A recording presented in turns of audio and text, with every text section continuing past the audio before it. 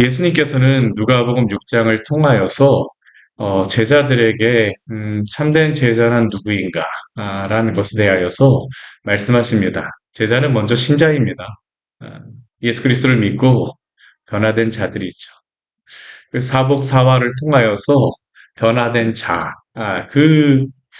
어, 예수님의 제자라고 하지만 예수님을 믿고 그 죄에 대한 애통함과 회개함과 의로 목마르고 배고프지 않는다라고 하게 되면, 예수 그리스도가 주시는 그 의로 목마르지 않는다라고 하게 되면, 참 우리가 그 신자로서 시작조차 하지 못한 것입니다. 아, 우리가 참된 제자는 먼저 신자로부터 시작할 수밖에 없습니다. 예수 그리스도를 믿고 구원하심을 받은 그 은혜. 그리고 그렇게 구원받은 성도들에서는 그 삶이 변화되어질 수밖에 없습니다.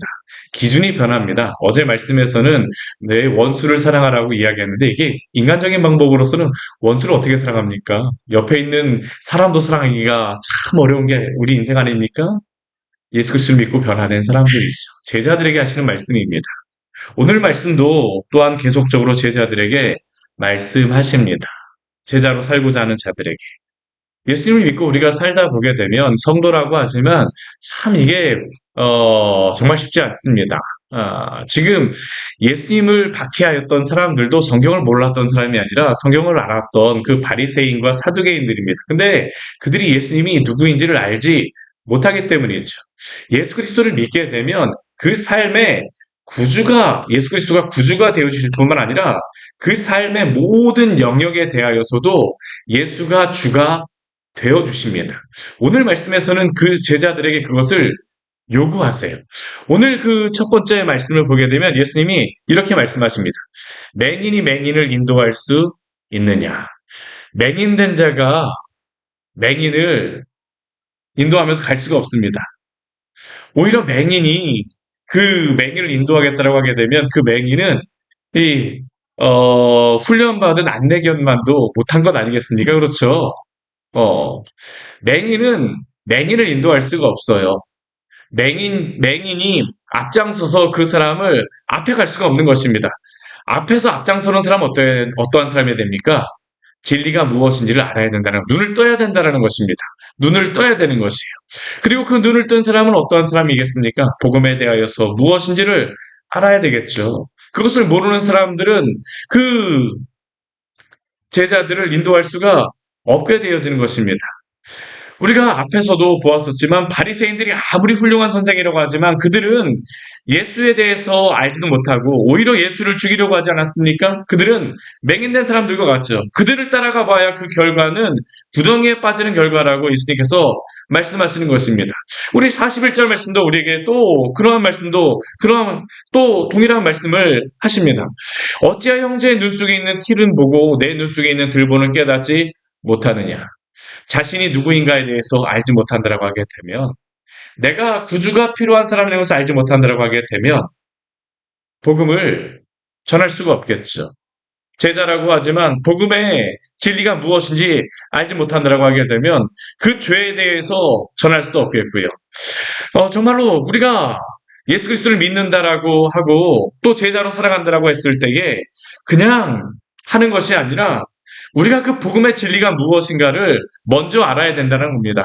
다른 사람의 눈 속에 있는 티만 보는 것이 아니라 그 가르치는 자는 반드시 자신의 속에 있는 들보, 그 복음의 진리가 무엇인지 알고 죄가 무엇인지를 분명히 알고 그것을 깨닫고 전할 수 있는 사람이어야 된다는 것을 예수님께서는 말씀하십니다. 오늘 42절 말씀 보게 되면 또 이렇게 말씀하세요. 내 눈 속에 있는 들보를 보지 못하면서 어찌하여 형제에게 말하기를 형제여 내 눈 속에 있는 티를 빼게 하라. 그럴 수가 없다라는 것이죠. 이 말씀은 또한 우리에게 무엇을 말씀하시겠습니까? 우리가 어떠한 사람인 것을 점검하라는 겁니다. 남을 비판하려고 하기보다는 우리 자신이 하나님 앞에서 어떠한 자인 것을 보라는 것이죠. 복음이란 무엇입니까? 우리가 예수 그리스도의 십자가를 이야기하지만 십자가 앞에서 우리는 두 가지를 보게 됩니다. 예수 그리스도가 나를 위하여 행하신 그 복음의 진리가 무엇인가를 보는 것이고요. 또 한 가지 무엇을 보는 것입니까? 내가 누구인가를, 그 앞에서 내가 얼마나 죄인인가를 보는 것입니다. 우리의 죄에 대하여서 우리가 먼저 회개하고 주 앞에 나오지 못한다고 하게 되면 우리가 제자로서 누구를 이끌 수가 없다라는 것이죠. 만약 그렇게 한다면 외식하는 자라고 예수님께서는 말씀하십니다. 내 눈 속에 있는 들보를 먼저 빼내라라고 말씀하세요. 참된 성도는 반드시 그 죄의 문제를 예수 그리스도를 통하여서 해결된 자여야 됨을 예수님은 알려주십니다. 그러한 자가 또한 제자로서의 그러한 역할을 감당할 수가 있습니다. 또 우리 뒤에 말씀해 보게 되면 이러한 제자들의 특징을 무엇으로서 이야기합니까? 열매로 안다라고 말씀하십니다. 열매. 43절 말씀해 보게 되면 못된 열매가 못된 열매 맺는 좋은 나무가 없고 또 좋은 열매 맺는 못된 나무가 없다라고 말씀합니다. 나무는 뿌리로 가는 게 아니고 나뭇잎으로 하는 게 아니고 가지로 하는 게 아니라 무엇으로 한다라고 예수님이 말씀하시냐면 열매로 한다라고 말씀하십니다. 포도나무에서는 어떠한 열매가 맺을까요? 포도가 맺힙니다. 감나무에서는 어떠한 열매가 맺힙니까? 감이 열립니다. 찔레나무에서 가시나무에서 포도를 얻을 수가 없습니다. 그 나무에 맞추어서 그 열매도 나타나는 것이죠. 우리가 예수 그리스도를 믿고 구원을 받은 사람에게는 그리스도의 열매를 맺게 되어집니다. 오늘 예수님께서 말씀하신 것이 바로 그것입니다. 그리스도를 믿고 변화돼야지만 참된 열매가 맺어질 수가 있다라는 것이에요. 아무리 내가 그냥 열매를 맺고 싶어도 그렇게 해서는 맺어질 수가 없습니다. 바리새인 우리 앞에도 보십시오. 오히려 예수님을 와서 정죄하지 않습니까? 그리스도 앞에서 그 죄를 회개하면서 주 앞에 돌아와야 되는데 그리스도를 모르기 때문에 오히려 그리스도조차도 정죄하게 되죠. 왜 그렇습니까? 그 마음에서 그리스도를 알지 못하기 때문입니다. 자신이 누구인가를 알지 못하기 때문이죠. 좋은 나무가 되어야지만 좋은 열매를 맺을 수가 있습니다. 오늘 45절 말씀에서는 그것의 핵심을 우리에게 이렇게 말씀하고 있죠. 우리 45절 말씀 같이 읽겠습니다. 선한 사람은 마음에 쌓은 선에서 선을 내고 악한 자는 그 쌓은 악에서 악을 내나니 이는 마음에 가득한 것을 입으로 말함이니라. 선한 사람은 마음에 쌓은 선에서 선을 내고 악한 자는 그 쌓은 악에서 악을 낼 수밖에 없습니다. 앞에 말씀하고 동일한 말씀입니다. 그 마음에 악이 가득하다라고 하게 되면 그 삶에서도 악이 나올 수밖에 없죠. 그러나 그 마음에 선이 있게 되면 그 삶에서도 그 입에서도 선이 좋은 그러한 말이 나올 수밖에 없습니다. 결국 무엇입니까? 마음이 변화된다는 그리스도를 인하여서 우리가 온전히 변화되어지게 되면 그 삶에서도 열매가 맺혀지게 됩니다. 제자는 예수 그리스도를 믿고 회심한 사람입니다. 변화된 사람입니다. 거듭난 사람입니다. 그런데 변화되게 되면 그 삶에서는 또한 그 거룩함이 묻어날 수밖에 없습니다. 오늘 예수님께서 말씀하시는 것이 그것이죠. 제자는 그냥 믿었다라고 하는 것으로서만 끝나는 게 아닙니다. 예수 그리스도를 믿고 구원받았다. 그러면 그 구원받은 사람에게는 항상 무엇이 있을까요? 열매가 있습니다. 변화된 모습이 있습니다. 오늘 예수님께서 그것을 우리에게 말씀하여 주신 것입니다. 우리가 교회를 다니게 되면 사실 이 문제가 얼마나 큰 문제입니까? 예수님의 말씀을 안다라고 하지만 실제로 그 삶에서는 변화되어진 것이 없어요. 한국교회, 아니 오늘 이 시대 교회, 모든 교회들의 문제가 바로 이 문제 아닙니까? 예수님을 믿는다라고 하지만 실제로는 그 믿는 삶에 변화가 없고 열매가 없기 때문에 복음이 전하여지지 못하는, 오히려 복음이 막히는 일들이 있지 않습니까? 오늘 예수님께서 우리에게 말씀하시는 것입니다. 이게 멀리 있는 사람에게 말씀하신 것이 아니라 우리에게 말씀하신다라고 우리가 생각을 해야 됩니다. 우리가 예수님을 믿는다라고 하면서도 우리는 어떻게 살아가고 있습니까? 예수 그리스도를 믿었기 때문에 정말로 아름다운 열매를 맺고 있습니까? 선한 사람은 마음에 쌓은 선에서 선을 내고 악한 자는 그 쌓은 악에서 악을 내나니 우리가 그리스도의 그 복음으로 말미암아 아름다운 복음의 진리들을 전하며 또한 그 복음의 진리를 자랑하며 또한 삶으로 살아내는 그 은혜가 있기를 원합니다. 오늘 46절 말씀에서는 제자는 어떠한 사람이라고 말씀하시냐면 주가 변화된 사람인 것을 우리에게 말씀하십니다. 우리 46절 말씀 같이 한번 또 읽어볼까요? 너희는 나를 불러 주여 주여 하면서도 어찌하여 내가 말하는 것을 행하지 아니하느냐. 주여 주여 열심히 기도하고 열심히 외치지만 그 삶에서 실제로 변화된 열매가 없다라고 하게 되면 참된 제자일 수가 없다라는 게 바로 예수님이 우리에게 말씀하시는 것입니다. 바리새인의 위선을 말씀하신 게 아니라 우리 자신의 위선을 보라고 말씀하세요. 결국 성도는 율법주의자로 살 수도 없습니다. 그리고 또한 반율법주의자로도 살 수가 없습니다. 아무렇게나 살 수도 없어요. 왜 그렇습니까? 주가 바뀐 사람이기 때문입니다. 입술로만 바뀐 것이 아니라 실제로 그 삶에서도 주가 바뀌었습니다. 주여 주여 하면서도 어찌하여 내가 말하는 것을 행하지 아니하느냐. 우리가 어떻게 거룩하게 살아갑니까? 주가 바뀌었기 때문입니다. 예수 그리스도가 내 삶의 주인이 되어 주셨기 때문에. 오늘 그러한 제자들을 세 가지의 동사로서 우리에게 또한 알려주십니다. 오늘 47절 말씀을 보게 되면 제자가 누구인가를 더 분명히 말씀해 주시죠. 첫 번째 어떠한 사람입니까? 주님께 나아오는 자입니다. 예수님을 따르는 사람. 예수 그리스도를 믿고 구원을 받았는데 그 구원을 받고 나서 아무 데나 가면 안 됩니다. 예수님의 제자가 되었다면 예수를 따라야 합니다. 예수께 나오는 자. 두 번째는 어떤 사람입니까? 예수 그리스도의 말씀을 듣는 사람입니다. 청종하는 것입니다. 단순히 듣기만 하고 슝 빠져나가는 것이 아니라 그 말씀을 듣고 그 마음에 새기는 사람. 그리고 세 번째는 어떠한 사람입니까? 행하는 자라고 우리에게 말씀하십니다. 결국 제자는 어떠한 사람입니까?